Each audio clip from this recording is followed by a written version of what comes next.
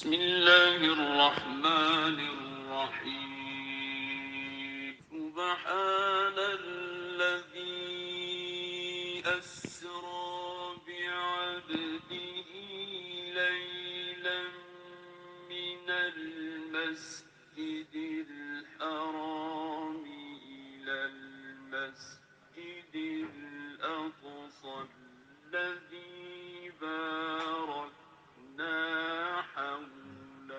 الذي باركنا حوله لنريه من آياتنا إنه هو السميع البصير.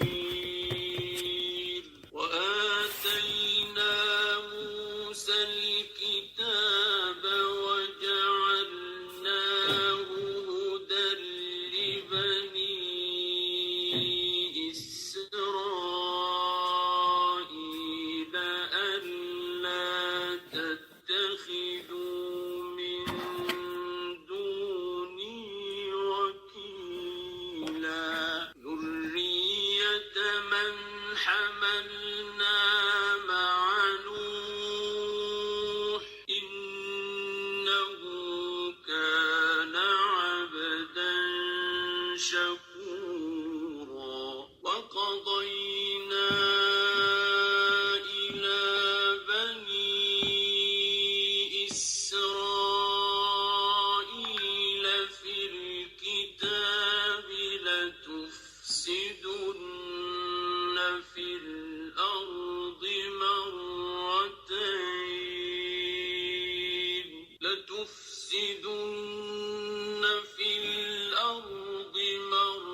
مرتين ولتعلن علوا كبيرا. السلام علیکم ورحمۃ اللہ وبرکاتہ۔ سورۃ الاسراء کی آیتیں ہیں۔ سبحان اللہ ہمیں دکھاتے ہیں، اللہ سبحانہ وتعالیٰ پریپیئر کیا ہے مسلمانوں کو کہ کیا ہوگا، کیسے ہوگا قرآن کریم میں، اینڈ اللہ تعالیٰ تعریف اپنی کرتے ہیں اینڈ بتاتے ہیں کیسے کہ رسول صلی اللہ علیہ وسلم کا اسراء ہوا مسجد الحرام الی المسجد الاقصی، مسجد الاقصی الذی بارکنا حولہ لنریہ من آیاتنا۔ اللہ تعالیٰ فرماتے ہیں کہ if we go to آیہ نمبر 4 وقضینا الی بنی اسرائیل فی الکتاب لتفسدن فی الارض مرتین ولتعلن علوا کبیرا، فساد ہوگا، بہت فساد ہوگا، اور یہ اللہ تعالیٰ نے ہمیں بتایا ہے اینڈ ہم خود دیکھ رہے ہیں، اپنے آنکھوں سے سن رہے ہیں، اپنے مسلمان بھائی بہنیں بچے بوڑھے چھوٹے بڑے کس مصیبت میں مبتلا ہیں۔ اینڈ سبحان اللہ ہمارے پاس بہت بڑا ویپن ہے، دعا کا ویپن۔ سبحان اللہ جب قسطنطنیہ کے لیے بھیجے گئے فوجیں مہینوں رہے قلعہ کے ارد گرد، they couldn't enter the city، اس کی دیواریں، اس کے مہینے سردی، جب تک قائد نے کہا دعا کرو، دعا کرتے تھے۔ جب فوجیں جاتی تھی نا مسلمانوں کی، ضرور علماء کو ساتھ لے کر جاتے۔ جب دعا کی اور ایک کو دیکھا جو بہت کمزور ہے، اس نے ہاتھ اٹھا کر دعا مانگی اور کہا کل فتح ہماری ہو جائے گی انشاءاللہ۔ جو دیکھ رہے ہیں یہ ان کے لیے آزمائش نہیں ہے فقط، یہ ہمارے لیے بھی بہت بڑی آزمائش ہے، ہم کیا کر رہے ہیں۔ اور اللہ تعالیٰ نے کہا ہے ادعونی استجب لکم، ہم افسوس کر کے بس اپنے دنیا میں مگن بھول جاتے ہیں، لیکن اللہ سبحانہ تعالیٰ فرماتے ہیں رات کو دنیا پر اللہ سبحانہ تعالیٰ آتے ہیں، نزول ہوتا ہے اللہ سبحانہ تعالیٰ کا، اور فرماتے ہیں کون ہے جس کی میں دعا قبول کر۔ سب مسلمانوں کو پتہ ہے اس بات کی، لیکن فرصت ہی نہیں ہے شاید۔ ہر نماز میں تشہد کے بعد دعا قبول ہونے کا چانسز ہیں بٹوین اذان اینڈ اقامہ۔ اتنے موقع ہیں جو رسول اللہ نے بتایا ہے دعا قبول ہونے کا۔ ہم سب کو اتنی بڑی ویپن ہے، اس کو پکڑنا ہے مضبوطی سے اور سچے دل سے، چلتے چلتے نہیں۔ لولا انہم یتضرعون، آپ فارغ ہو کر اپنی نماز، اپنا اذکار وغیرہ رات کو اٹھیں، اپنا بستر چھوڑیں، پکاریں، مسکین کی دعا، عام دعا نہیں، ہاتھ اٹھائیں، اللہ کی تعریف کریں، حمد و ثنا کریں، اللہ کا بہت حمد کریں، اللہ تعالیٰ سے مسلمانوں کے حال کا بیان کریں۔ اور اللہ تعالیٰ سمیع بصیر ہیں، جیسے ابھی آیتوں میں ذکر ہوا ہے، اللہ سمیع بصیر، لیکن اپنا عاجزی کا حال بیان کریں، التجا کریں، سچے دل سے التجا کریں۔ آج ان کے پاس نہ پانی ہے، نہ کھانا ہے، نہ غذا ہے، نہ گھر ہے، نہ امن ہے، بچے ختم ہو گئے، بوڑھے مارے گئے، عورتیں بیوہ ہو گئیں، مائیں کا کلیجہ پھٹ رہا ہے، بچہ ایک بچہ نہیں، دو بچہ نہیں، جوان بچے ختم ہو رہے ہیں، مائیں صبر کر رہی ہیں اور کہہ رہے ہیں شہادت پائی ہے ہمارے بچوں میں، گھر رہے نہیں، پانی کے سورسز ختم کر دیے، بہت بڑا امتحان ہے ہمارے مسلم بھائیوں بہنوں کے لیے۔ تو یہ بیان کریں اللہ کو، اپنے عاجزی بیان کریں کہ اللہ تعالیٰ ظلم کو ختم کرتے ہیں، جو بھی ظلم کر رہا ہے مسلمانوں پر، اپنی طاقت سے القوی العزیز الجبار اپنے عجائب قدرت دکھائیں ظالموں پر، جنہوں نے کچھ بھی نہیں دیکھا، نہ احساس ہے ان کو انسانیت کا۔ ضرور اللہ تعالیٰ سنیں گے اور سنتے ہیں، لیکن ہر چیز کا ٹائم ہوتا ہے، اللہ سبحانہ و تعالیٰ نے مقرر کیا ہوتا ہے یہ ٹائم۔ جیسے میں نے کہا نا کہ اللہ تعالیٰ ہم سے دیکھنا چاہتے ہیں ہم کیا کرتے ہیں، وگرنہ اللہ سبحانہ و تعالیٰ وَلْيَتَّخِذَ مِنْكُمْ شُهَدَاءَ، جو فوت ہو گئے ہیں، جو مر رہے ہیں، مر گئے ہیں، گھر ان کے سروں پر آ گرے ہیں، سبحان اللہ، ذہن میں یہ نہ بات آئے کہ اللہ کیوں نہیں ابھی تک ان کی نصرت کرتے ہیں۔ ہر چیز کا ٹائم ہوتا ہے، اور اللہ سبحانہ و تعالیٰ نے فرمایا ہے کہ ہم چاہتے ہیں کہ کچھ لوگ شہادت کی مرتبت پائیں، سبحان اللہ۔ جیسے سورۃ آل عمران میں اللہ تعالیٰ نے فرمایا ہے وَتِلْكَ الْأَيَّامُ نُدَاوِلُهَا بَيْنَ النَّاسِ إِنْ يَمْسَسْكُمْ قَرْحٌ فَقَدْ مَسَّ الْقَوْمَ قَرْحٌ مِثْلُهُ وَتِلْكَ الْأَيَّامُ نُدَاوِلُهَا بَيْنَ النَّاسِ وَلِيَعْلَمَ اللَّهُ الَّذِينَ آمَنُوا۔ آپ کا ایمان دیکھنا چاہتے ہیں، آپ کا ایمان، اگر کوئی سوال پوچھے اور اس کے ذہن میں آئے یا دل میں کہ نصرت کب ہوگی، ہم نے سنا ہے اللہ تعالیٰ نصرت کریں گے، کیوں نہیں ہو رہی، اس سے زیادہ کیا ہوگا، دشمن بڑھ رہا ہے، اس کی طاقت اور اس کا ظلم کی حد نہیں رہی، یہ توحید کے خلاف ہے، آپ اس طرح بات کریں، کیونکہ اللہ تعالیٰ نے فرمائے ہیں وَيَتَّخِذَ مِنْكُمْ شُهَدَاءَ، سبحان اللہ، اللہ تعالیٰ چاہتے ہیں کہ کچھ لوگ شہادت کا مرتبہ پائیں، شہید ہو، پھر شہید اپنے والدین اور اپنے رشتہ دار کو بھی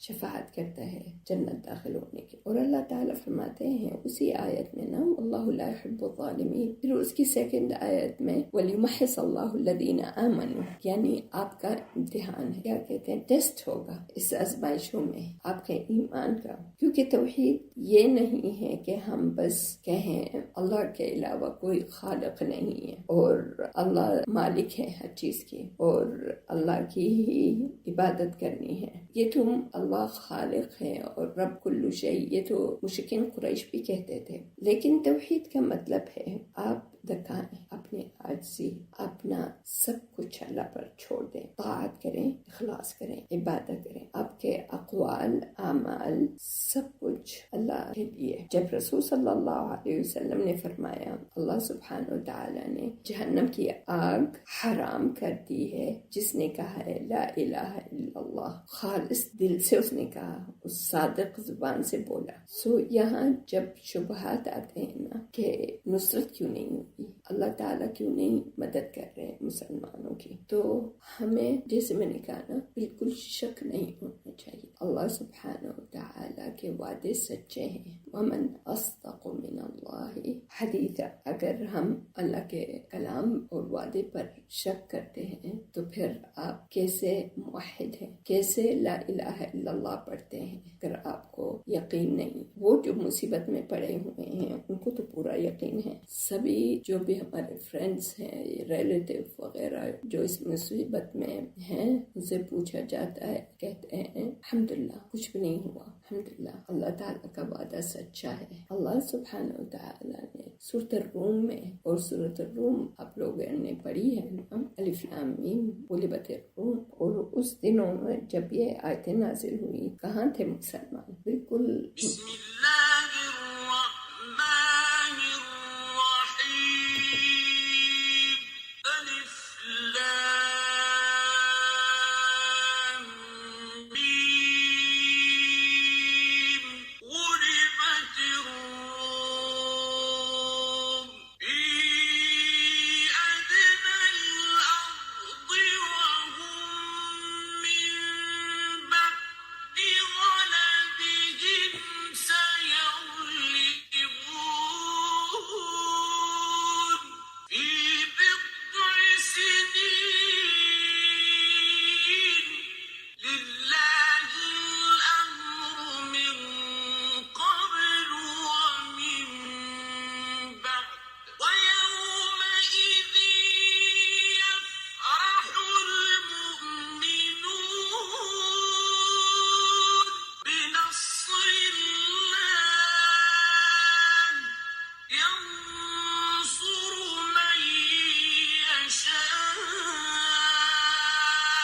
وهو العزيز الرحيم وعد الله لا يخلف الله وعده ولكن أكثر الناس لا يعلمون۔ غلبت الروم یہ مکہ میں جب ابھی ہجرت نہیں ہوئی، جو اتنے مشکل ٹائم میں سے گزر رہے ہیں رسول صلی اللہ علیہ وسلم المؤمنین، اور یہ خوشخبری نازل ہوتی ہے جس پر بہت مذاق ہوتا ہے کہ آپ اپنی نصرت نہیں کر سکتے، روم کیسے، روم پر آپ کا نصرت ہوگی، کہ کیسے اندروم روم واز اے پاور۔ تو آیتیں آپ کو دکھاتی ہیں کہ اللہ تعالیٰ نے قرآن نازل کیا اور ہماری تربیت ہو رہی ہے اس میں، پورے یقین سے، پورا یقین ہمیں کرنا ہے اور ہونا چاہیے دلوں میں۔ آپ دعا مانگے and اللہ تعالیٰ نصرت اپنے طرف سے کریں گے۔ کیسے؟ you don't know، ضرور نہیں کہ ہم پوچھیں کیسے۔ اللہ تعالیٰ دیکھا آپ نے غزوۃ خندق میں ہوا سے ختم لوگ چلے گئے، اللہ تعالیٰ کی نصرت آپ نے دیکھی ہے غزوۃ بدر میں۔ جب آپ سیرہ پڑھتے ہیں نا، ریلیٹڈ ٹو ڈیلی لائف، یعنی کہ رسول اللہ کے زمانے میں ہوا اور دیکھا ختم، ہوا تھا کہ ہمیں آگے تسلی دینے کے لیے، جیسے غزوۃ بدر میں نصرت ہوئی، قلیل تھے، بہت کم تھے اور کچھ بھی نہیں تھا ان کے ہاتھ میں۔ غزوۃ خندق دیکھ لیں کیسے ساری دنیا جمع ہو گئی تھی اور خندق میں تھے، نہ پانی نہ غذا، سردی، نصرت ہوئی، انشاءاللہ ضرور نصرت ہوگی بإذن اللہ۔ ان کا ایمان اتنا اسٹرانگ ہے، سبحان اللہ، they have this program، صبح سے شام تک قرآن ختم کرو and they do it۔ ان کی مساجد میں عورتوں کے لیے صبح سے شام تک ختم ہو جاتا ہے قرآن کریم، بچوں کے لیے، مردوں کے لیے، صبح سے شام تک 10 hours تقریباً لیتے ہیں۔ آج کی جو ہماری سیرت کا ایپیسوڈ ہے وہ بھی اسی طرح کا ہے۔ بسم اللہ الرحمن الرحیم لقد صدق اللہ رسولہ الرؤیا بالحق لتدخلن المسجد الحرام إن شاء الله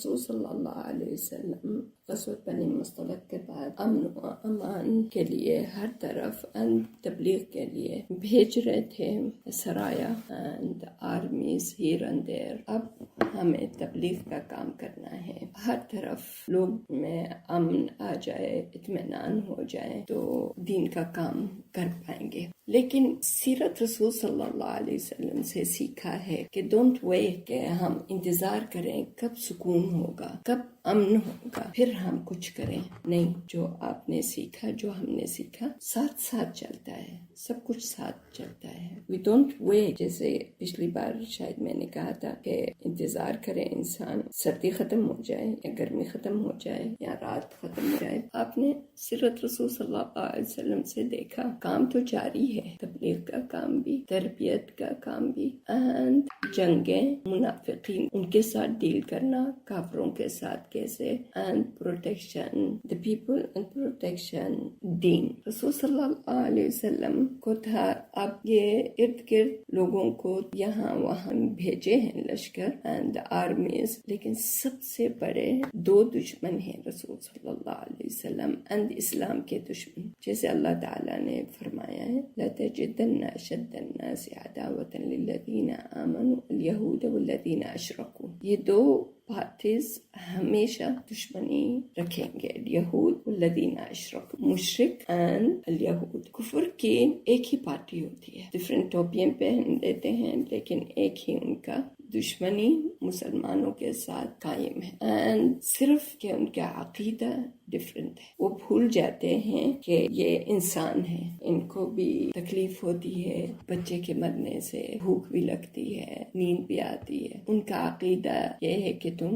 مسلمان ہو، توحید پر قائم ہو تو تمہیں ختم کرنا ہے. رسول صلی اللہ علیہ وسلم چاہتے تھے یہ دو جو دشمن ہیں نا، ان کے ساتھ ڈیل کرنا. پہلے جو سب سے بڑا خطرناک پارٹی ہے وہ قریش. 6 years ہو گئے ہیں ہجرت کو، جنگیں بھی لڑی، ہر قسم کا مقابلہ بھی ہوا ان لوگوں کے ساتھ. پوری کوشش رسول صلی اللہ علیہ وسلم نے کی ان مسلمانوں نے کہ کسی طریقے سے یہ سمجھ جائیں. اب یہ لاسٹ ٹرائنگ رسول صلی اللہ علیہ وسلم نے خواب میں دیکھا. یہ جو آیتیں پڑھی ہیں نا سورۃ الفتح کی آیتیں، رسول صلی اللہ علیہ وسلم نے خواب میں دیکھا کہ احرام باندھے ہوئے ہیں خود صحابہ کے ساتھ مسجد حرام میں یعنی مکہ میں داخل ہوئے ہیں. اس کے بعد یعنی جنگ کے حالت میں نہیں، احرام کے حالت میں. تو بہت خوشی ہوئی رسول صلی اللہ علیہ وسلم کو. انہوں نے اپنے صحابہ کو بتایا کہ ایسے میں نے دیکھا اینڈ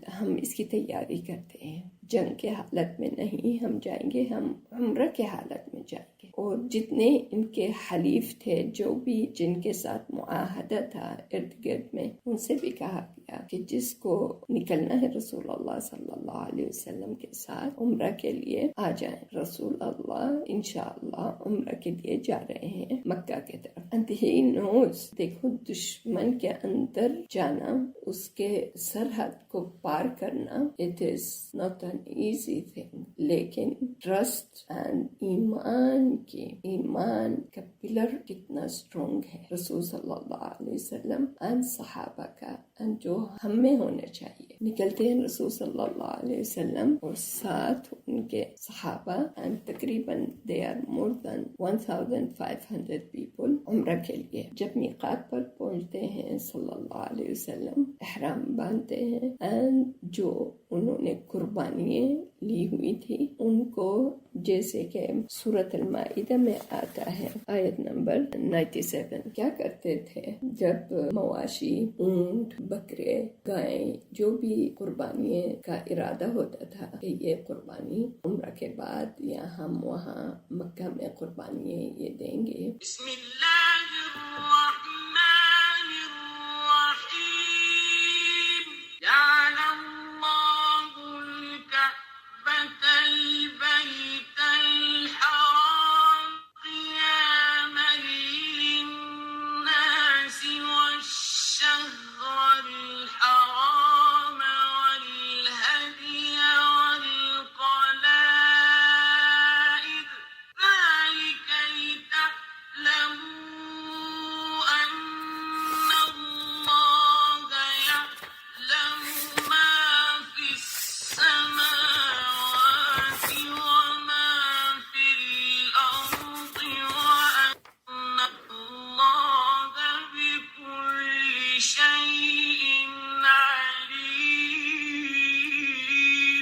جزاک اللہ خیر۔ یہ اس کے متعلق ہے نا کہ قربانی کو رنگ لگاتے تھے یا ہار پہنا دیا یا کچھ، یعنی اس کو خوبصورت بنا کر، کیونکہ یہ مکہ کے فقیروں کے لیے، مکہ کے لوگوں کے لیے قربانیاں لے کر جا رہے ہیں، اینڈ یہ عادت تھی وہاں القلائد، اس کو ہار پہنا دیا یا کچھ اس طرح خوبصورت بنا دیا کہ جو بھی دیکھے گا نا یہ ہاتھ نہیں لگائے گا، حرمت یعنی ایک قسم کی اعتبار کریں گے کہ یہ جو اونٹ ہیں یا جو مواشی، اس کو رنگ لگا دیا یا حنہ لگا دیا یا ہار پہنا دیا یا پھول لگا دیا، یہ مکہ کی طرف جا رہے ہیں، یہ جنگ کے لیے نہیں نکلے، یہ ہدی ہے تو فقراء مکہ کے لیے، فقیروں کے لیے، مسکینوں کے لیے، یہ تحفے ہیں، ہدیہ ہیں تو مکہ۔ تو اس طرح رسول صلی اللہ علیہ وسلم اونٹوں کو، اپنے مواشی کو خوبصورت بنا کر کہ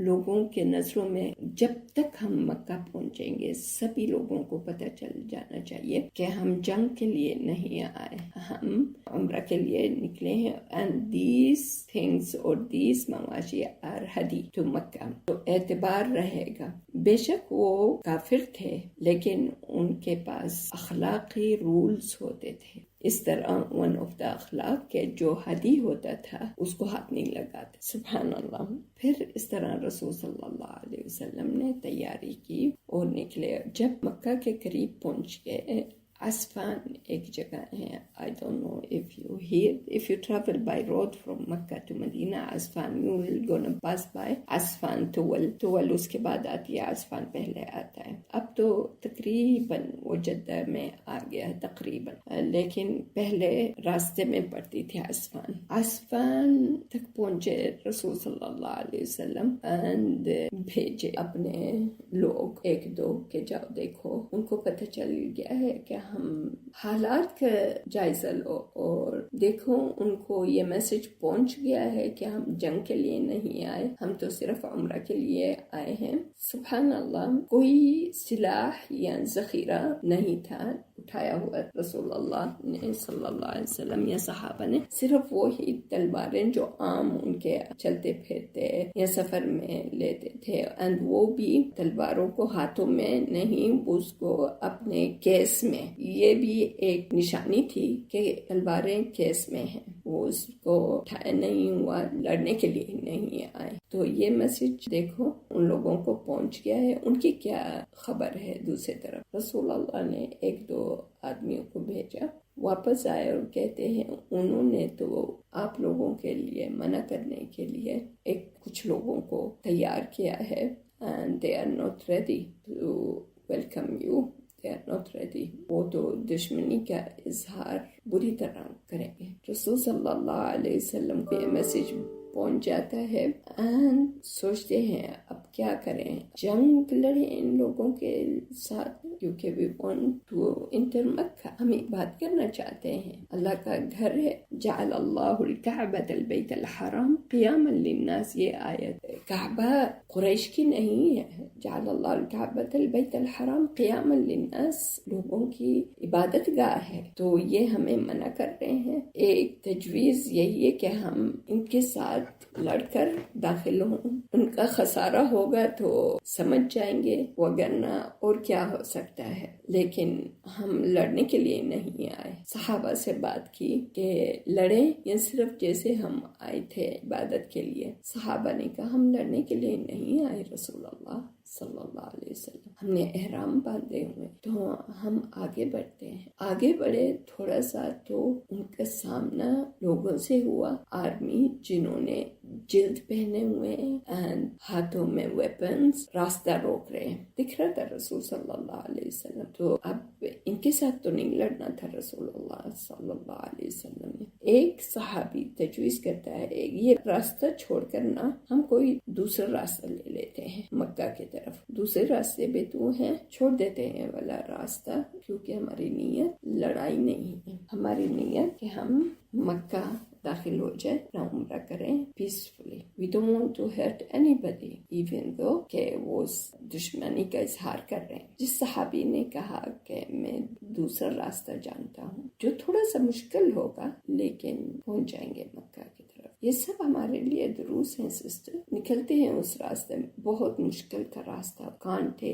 پتھر، پتھریلی زمین، تحمل کرتے ہیں، صبر کرتے ہیں رسول صلی اللہ علیہ وسلم and صحابہ. اگر ہم جو گاڑیوں میں ہیں، اے سی بھی ہوتے ہیں گاڑیوں میں، پانی بھی ہوتا ہے، غذا بھی ہوتا ہے، اور ہم اس طرح ویران جگہ سے گزرے تو کیا حال ہو جاتا ہے. ان کے ساتھ تو مواشی بھی تھے، ہدی تھا، and they were not 1 or 2 people or 10 or 100, they were more than 1,500. ام سلمہ بھی تھے رسول صلی اللہ علیہ وسلم کے ساتھ، یعنی خواتین بھی تھے جو ساتھ ہوتے تھے ذمہ داری کے لیے یا پکانے کے لیے یا خدمت کے لیے، جو بھی تھا مشکل کام نہیں تھا. پہنچتے ہیں رسول صلی اللہ علیہ وسلم، میسج بھیجتے ہیں تو قریش کہ ہم صرف عبادت کے لیے آئے ہیں تو ہمیں آگے بڑھنے دو، منع نہیں کرو بیت اللہ سے کعبہ شریف یعنی عمرہ کے لیے. جب بھیجتے ہیں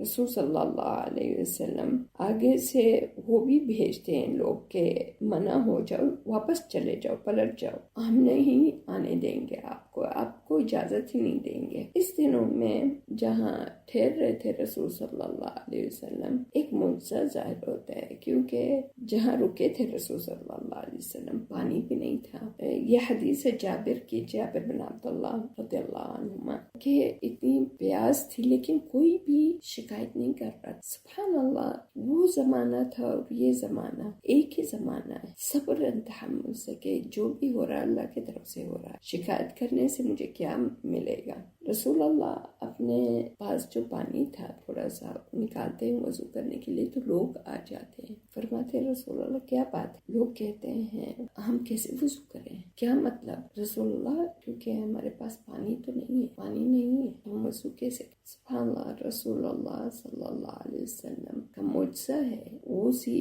بوتل نہیں تھی جیسے کہ آج کل ہم سمجھتے ہیں. آئی ڈونٹ نو اگر آپ لوگوں کا یہ جلد کا اپنے نانی دادیوں کے پاس ہوگا یہ والا، پچھلے زمانے میں ہم نے بھی دیکھا ہوا ہے، جلد کی ہوتی تھی، اس میں پانی بھرا جاتا تھا. اس میں رسول صلی اللہ علیہ وسلم دعا مانگتے ہیں، اپنے ہاتھ میں تھوڑا سا پانی ڈالتے ہیں تو رسول اللہ کے انگلیوں سے پانی بہنے لگتا ہے. لوگ اپنا اپنا برتن لاتے ہیں، بھرتے ہیں، پیتے ہیں، وضو کرتے ہیں. پوچھا گیا جابر رضی اللہ عنہ کہ کتنے تھے آپ لوگ؟ He said we were more than 1,000. اگر 100,000 بھی ہو جاتے نا تو یہ پانی ہمارے لیے کافی ہوتا. اب یہ معجزہ ہے. قریش نے کچھ لوگوں کو بھیجا کہ رسول اللہ کو منع کریں، روک دے. ڈفرینٹ تقریباً 4-5 لوگوں کو بھیجا شروع میں نا. رسول صلی اللہ علیہ وسلم نے بھی اپنی طرف سے بھیجا کہ جاؤ اور ان کو بتاؤ کہ ہم کوئی جنگ کی نیت سے نہیں آئے. One of the people جن کو بھیجا رسول صلی اللہ علیہ وسلم، عثمان بن عفان رضی اللہ عنہ، جو رسول اللہ کے داماد ہیں. عثمان کو رضی اللہ عنہ جب بھیجا انہوں نے بات شروع کی ان کے ساتھ، تو انہوں نے کہا آپ کے ساتھ تو کوئی دشمنی نہیں ہے عثمان، آپ چاہیں تو آپ تو عمرہ کر سکتے ہیں. سبحان اللہ، ادب دیکھیں صحابہ کے. ہی ریفیوز، بے شک وہ عمرے کے حالت میں تھے، پہنچ گئے تھے، اجازت بھی دی، لیکن انہوں نے کہا نہیں، پہلے رسول اللہ صلی اللہ علیہ وسلم کریں گے عمرہ، پھر ہم کریں گے. کیسے؟ میں رسول اللہ سے پہلے کر لوں عمرہ؟ نہیں. سبحان اللہ. ان کے ساتھ بات کرتے ہوئے ان کو کنونس کرنے کے لیے کافی دن لگ جاتے ہیں. ان کے ساتھ اٹھنا بیٹھنا، ان کو بتانا رسول اللہ کے متعلق کرنی ہے. and they were not agree at all.